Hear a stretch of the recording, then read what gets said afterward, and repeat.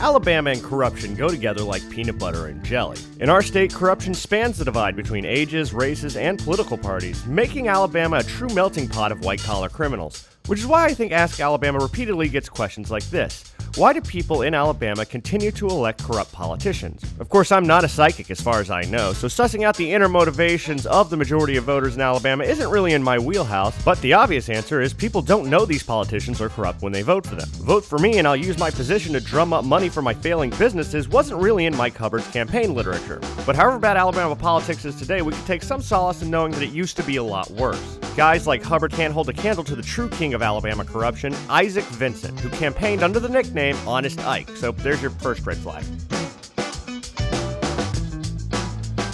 In 1883, about a year into his first term, Governor of Alabama Edward O'Neill reached out to his state treasurer, Honest Ike Vincent, to let him know he was going to send some guys around to just do a quick spot check on the state's books. Ike's response was presumably, super cool, sounds great, awesome even, so you just go ahead and send your guys to look at the books, and I'm just going to pop up quickly to New York and make sure everything's good with our bank. Don't worry about it, it's treasurer stuff. But when the governor's guys arrived to see how much money the state had to play with, they found that the state's bank account was at negative $8,000.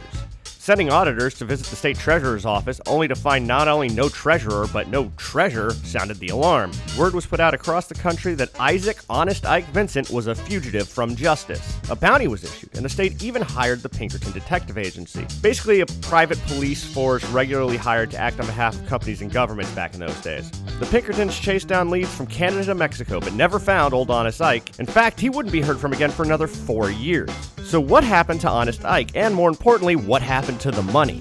Well, back in 1879, the state assembly got rid of a policy to conduct an annual audit of the state treasurer's office. Presumably it was done to save money on unnecessary audits, but spoiler alert, it did not end up saving money.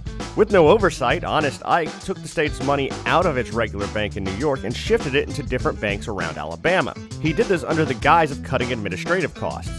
And I guess what made it even more efficient was that some of those bank accounts with the state's funds in them were in the name of Isaac Vincent. Now here's a fun fact about old Honest Ike. He had a side hustle where he would speculate on cotton futures, basically gambling on the stock market.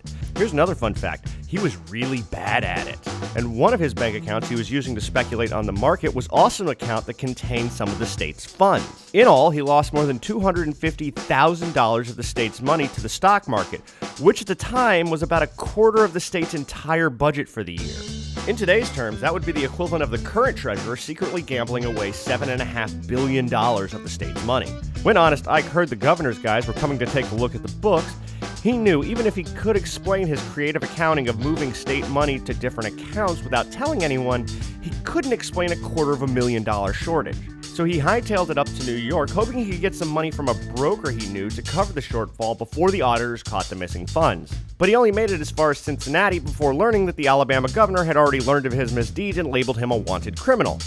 Realizing he was done for, Honest Ike abandoned his trip to New York and instead headed down to Mexico, a country the U.S. had no extradition treaty with. He managed to hide out for a good 4 years, but was busted when he returned to Texas for some unknown reason and ended up getting recognized because he was still a famous criminal. But catching Honest Ike didn't mean getting the state's money back, because there was no money to get back. Remember, he didn't steal the money, he lost it in the stock market. Fortunately, the state has treasurers and their associates sign a bond when they take office, pledging to cover the loss if the treasurer does something stupid and illegal, like stealing the state's money and then losing it in the stock market. Unfortunately, it turned out that old Honest Ike had never bothered to file a new bond when he started his latest term. So the state went to look for the bond from his last term, only to discover it had mysteriously been removed from the safe it was being held in. So without any documentation, the state began to pursue the guys who co-signed the bond with Honest Ike, based on the memory of the folks who were pretty sure they remembered who signed the missing bond. Bad news again, though, because most of those guys were too broke to give the state any money. In the end, of the $250,000 that was stolen, the state managed to reclaim around $70,000, mostly from stealing and selling Honest Ike's property, and a few thousand from one of Honest Ike's wealthier associates. In the end, Honest Ike Vincent served about 6 years in jail before he was pardoned due to his deteriorating health. He had contracted tuberculosis somewhere along this journey. Oddly enough, despite being most famous around the country for embezzling, in the last year of his life he was hired by a Texas bank, because if you were important enough, your actions didn't need to have consequences. And that's apparently still true. Just ask the empty jail cell of convicted felon and former state House Speaker Mike Hubbard, who was convicted years ago but somehow still isn't in prison. Then again, say what you want about Mike Hubbard. He's got nothing on the king of Alabama corruption, Honest Ike Vincent. I'm Honest Jonathan Soboleski for Reckon. If you like these videos and like what we're doing on Reckon, you can help us out by following Reckon by AL.com on Facebook and Twitter. Also, we do podcasts. Also, there's a newsletter. Also, Instagram. Give your entire life over to Reckon. Thanks for watching.